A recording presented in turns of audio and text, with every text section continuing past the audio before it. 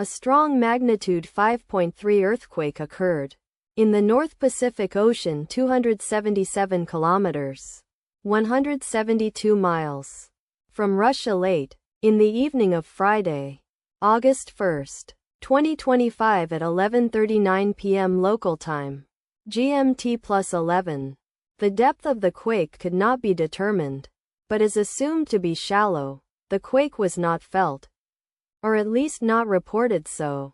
First to report, GFZ after 10 minutes.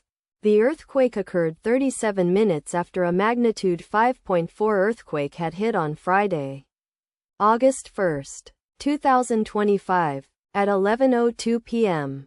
GMT +11 local time, in 75 kilometers, 47 miles, distance to the northeast. Data source from Volcano Discovery.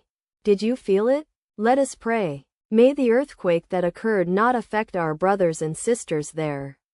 May the earthquake not happen again. And may God protect everyone. Amen.